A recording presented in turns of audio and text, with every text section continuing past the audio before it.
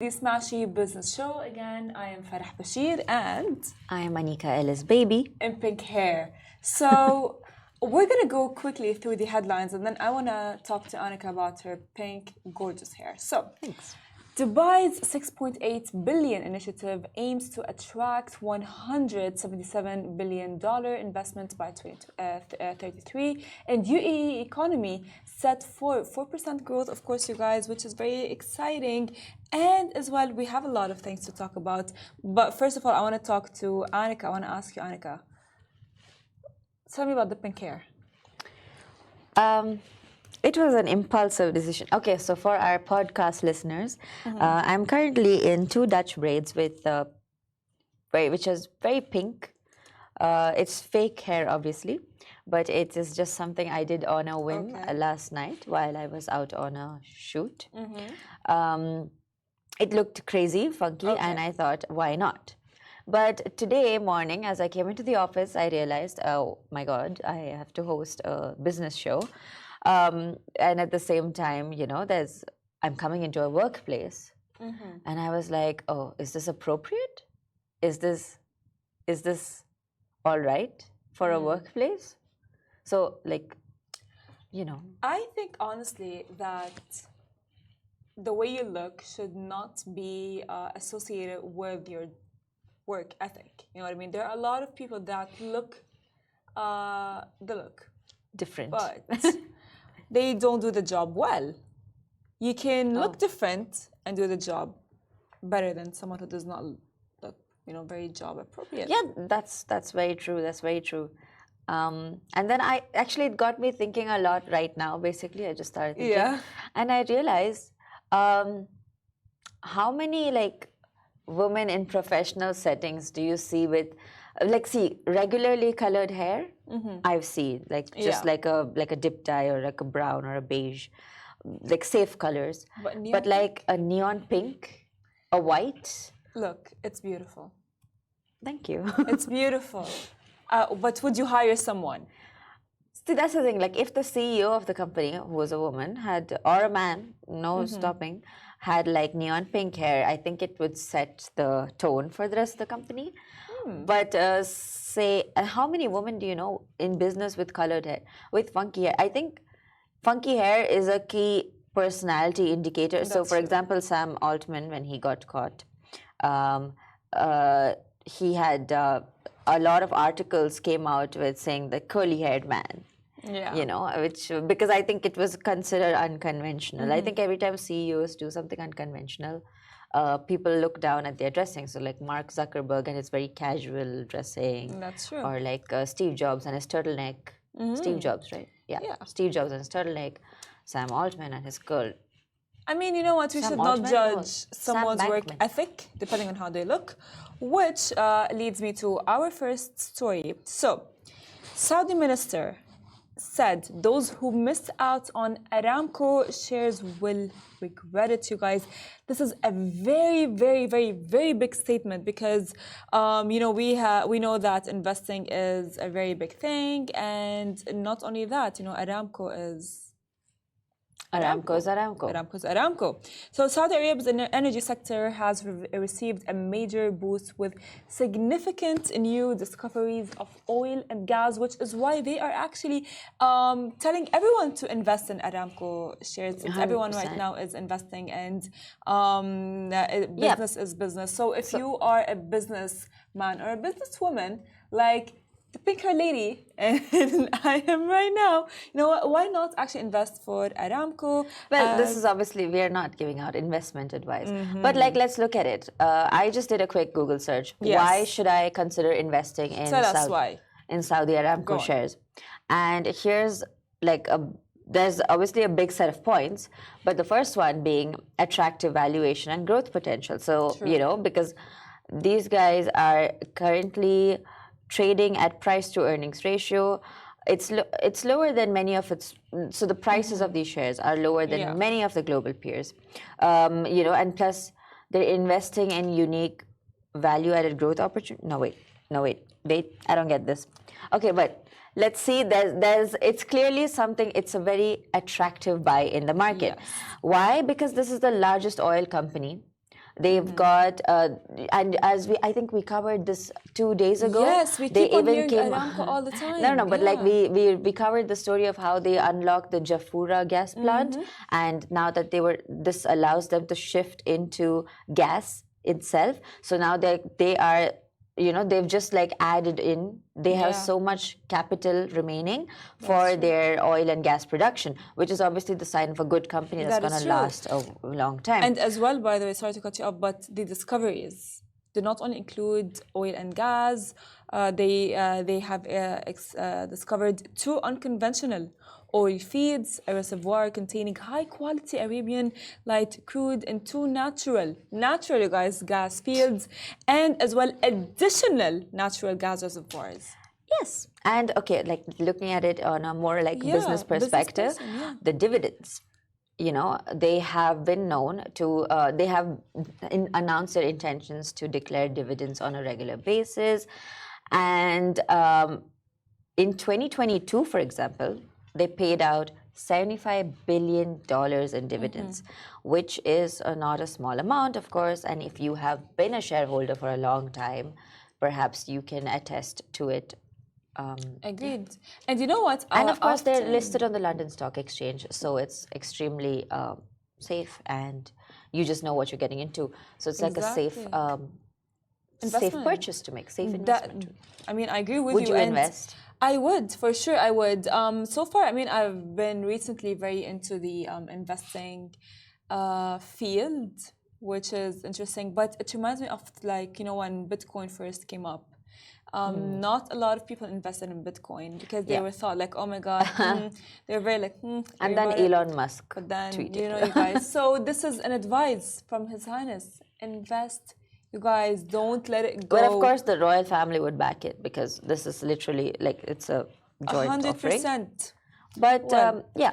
So now up to your choice. Exactly. Up to your choice. But don't say we did advise you guys, because we said it and we'll say it again. And as well, His Highness did say it to all of you guys. So I would say invest in Aramco. But let's go to Egypt. Speaking of small trip to Egypt. So a controversy sparks over Talaat Moustafa Group's $21 billion mega project amid economic struggles and murder case history, which is really interesting, honestly. Okay, so just for some background, the Talaat Moustafa Group is one of Egypt's largest real estate developers, and they had announced an ambitious $21 billion South Med project on the country's northern coast. But obviously, the project is coming into a bit of controversy, mainly because of Egypt's economic challenges and, of course, just the controversy with the murder, which I actually But before the murder, I want to say something, that this project adds 2.4 trillion pounds to Egypt's GDP. If it happens. I mean, we hope so, because like we have seen Egypt's economy go through a lot, right? And going through a lot. The currency has been absolutely plundered. Agreed with you, honestly. It is going through a lot.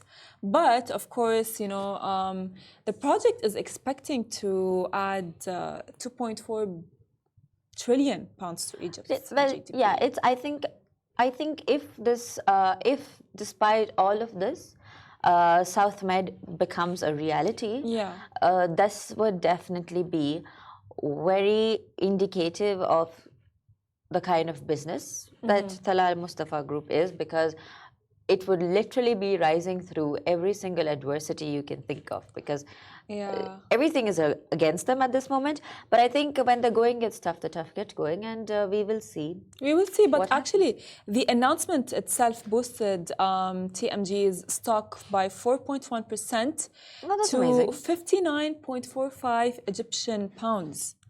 Which is honestly, it's a good start, but we are, of course, like we do not want to, I would say, curse it by being very hopeful of everything for Egypt. Okay, I didn't know hoping was cursing now. I mean, it's like when you so excited about one thing and it's like it doesn't happen, and it's like you're like, oh my God, did I curse it? Did I not?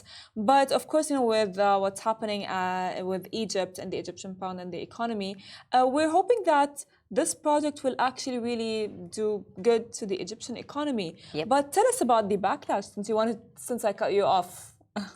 No, so this is not their, so it's very interesting actually. They have enlisted a Hollywood star, Sylvester Stallone, was also part of the project's marketing.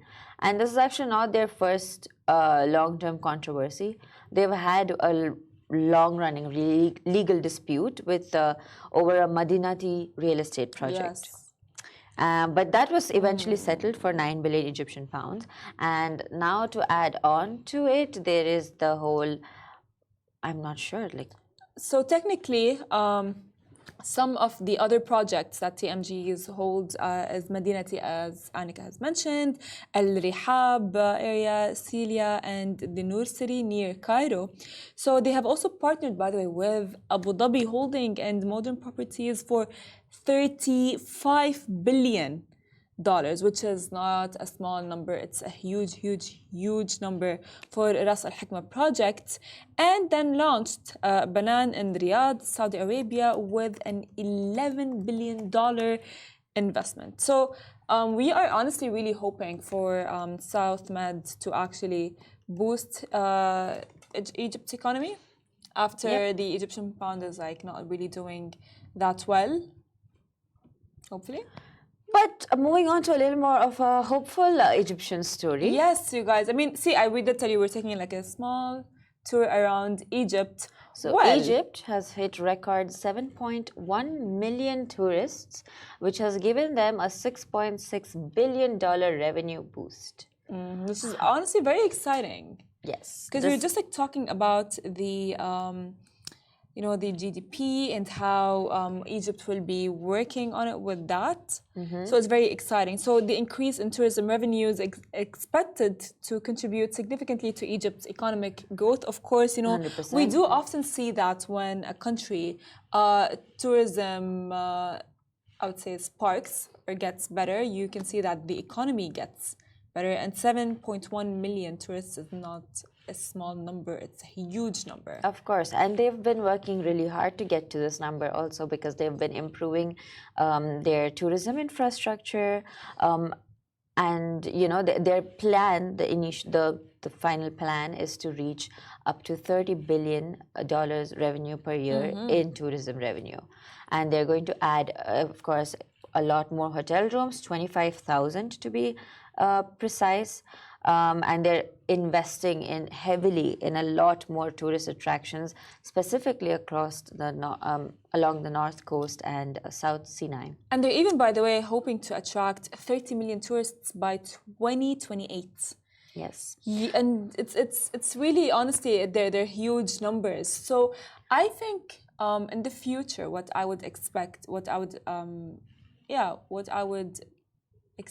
out of Egypt for its economy to continue growing, where it will, inshallah, or soon become, I would say, an attraction for all businessmen and women to go there and invest.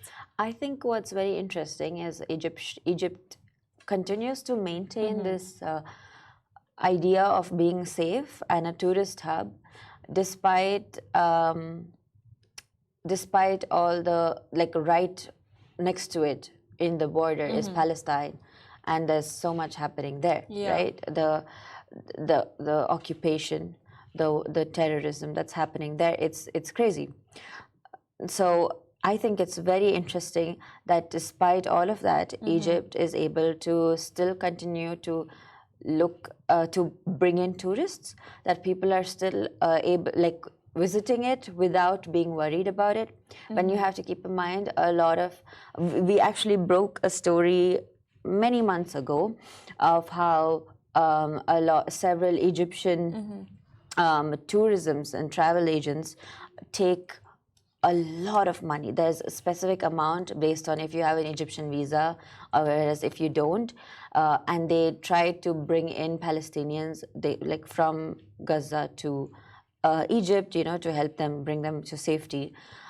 And there's a lot of money that comes in through that also, which I think should not go unmentioned. And it's very important to also say that this is coming at a cost. That is true. I agree with you. And as well, by the way, like the tourism, since their tourist number has grown significantly, that the tourism sector is significant for employment in Egypt, with Egypt, because later on, the industry has created jobs for Egyptians in hotels, restaurants, transportation, and other related services, which will simultaneously boost its economy.